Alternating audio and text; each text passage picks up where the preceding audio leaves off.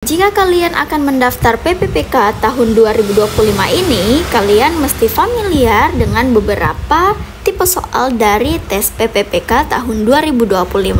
Oke teman-teman, jadi bagi kalian yang baru saja menemukan channel kami Mars Entertainment, jangan lupa untuk menonton video-video kami sebelumnya yang juga berisi tentang materi-materi soal-soal prediksi yang sekiranya akan keluar di tes PPPK tahun 2025 ini.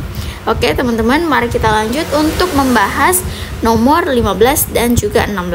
Oke, jadi di nomor 15 dikatakan bahwasanya seseorang manajer mendapati bahwa bahan yang telah disiapkan tidak sesuai spesifikasi teknis yang diperlukan. Jadi bahannya sudah ada tapi tidak sesuai dengan spesifikasi yang diperlukan. Apakah langkah yang paling bijak untuk segera mengatasi masalah seperti ini? Jadi yang ditanyakan ialah langkah mengatasi masalah. Nah, di sini ada 5 pilihan jawaban ya, teman-teman. Nah, seperti biasa, mari kita mulai menyeleksi beberapa pilihan jawabannya. Oke, yang bagian A, membeli bahan baru tanpa koordinasi dengan tim teknis.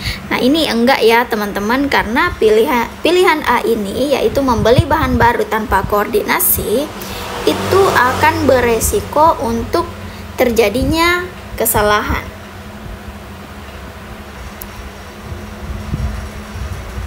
Jadi, kesalahan berulang ketika kita membeli bahan baku tanpa melakukan koordinasi dengan tim teknis. Sedangkan tim teknis inilah yang mengatur seperti apa spesifikasi bahan yang diperlukan gitu ya teman-teman.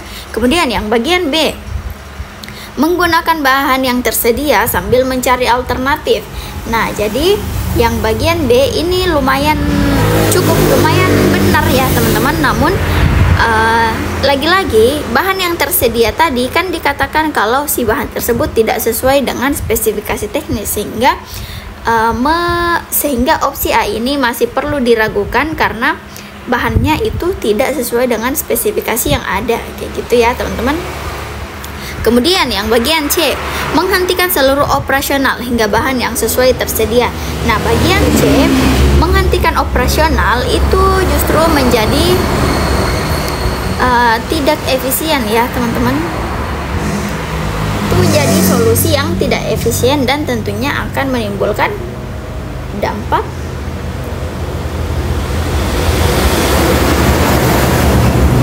negatif gitu ya. Kemudian yang bagian D, sehingga pilihan C ini kurang betul. Kemudian yang bagian D, mengajukan penggantian bahan sesuai spesifikasi yang ditentukan dalam kajian awal. Jadi yang bagian D ini merupakan langkah yang memastikan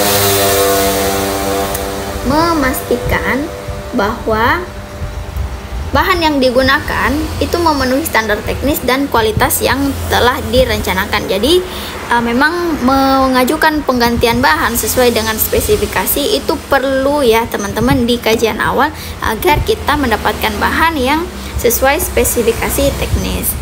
Kemudian yang bagian E, membuat modifikasi layanan untuk menyusun bahan yang tersedia. Nah, bagian E, memodifikasi layanan untuk menyesuaikan bahan yang tersedia itu dapat menyimpang dari tujuan awal dan justru akan berpotensi menurunkan kualitas. Nah, kayak gitu ya teman-teman, sehingga dari kelima pilihan jawaban yang ada, pilihan yang paling masuk akal ialah bagian D. Jadi ingat ya teman-teman, bahwasanya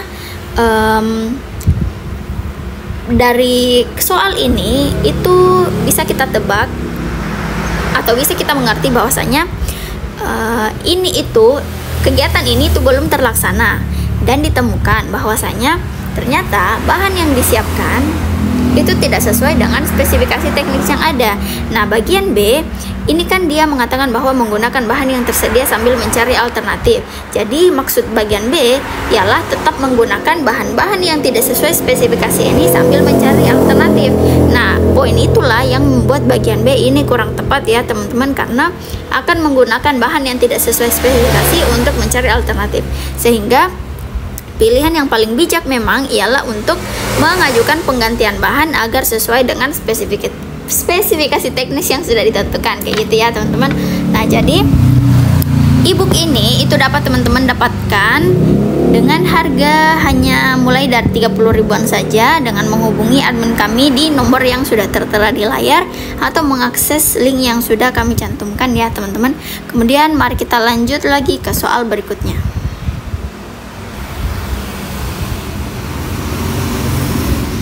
Oke teman-teman, jadi di soal nomor 16 ini itu dikatakan bahwasanya saat merancang rencana layanan operasional ditemukan konflik prioritas antara dua kebutuhan penting. Apakah langkah terbaik untuk menyelesaikannya? Langkah penyelesaian terjadi konflik prioritas antara dua kebutuhan penting. Oke teman-teman, jadi di sini ada 5 ya pilihan jawaban yang sudah disediakan. Jadi teman-teman, mari kita mulai langsung saja untuk menyeleksi soal-soal yang ada, menyeleksi pilihan jawaban yang ada. Nah, bagian A memprioritaskan kebutuhan yang lebih murah. Jadi yang bagian A ini sepertinya masih kurang tepat ya teman-teman, karena memprioritaskan bahan yang lebih murah tanpa menganalisis itu dapat menyebabkan kerugian jangka panjang. Sehingga pilihan A ini sangat beresiko. Oke, jadi kita lanjut lagi di pilihan B, karena yang ditanyakan ialah tentunya solusi yang terbaik untuk menyelesaikan masalah yang ada. Kemudian yang bagian B membuat analisis risiko dan manfaat untuk menentukan prioritas. Nah, ini bisa jadi ya teman-teman, karena membuat analisis risiko itu memang penting dan menentukan manfaat untuk menentukan prioritas itu juga penting. Jadi langkah ini itu merupakan metode rasional yang mempertimbangkan dampak, urgensi, dan manfaat dari masing-masing kebutuhan, sehingga kita itu dapat memilih prioritas yang paling strategis. Oke, kemudian yang bagian C, mengabaikan salah satu kebutuhan untuk mempercepat proses. Nah, ini tidak juga ya teman-teman, karena ini akan beresiko dan menyebabkan kerugian jangka panjang juga. Kemudian yang bagian D, meminta pihak eksternal untuk menentukan keputusan. Nah, meminta pihak eksternal untuk mengambil keputusan itu menunjukkan sikap yang kurang profesional gitu ya,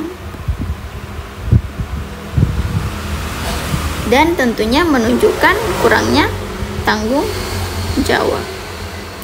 Sehingga pilihan D ini juga tidak termasuk pilihan atau langkah yang terbaik.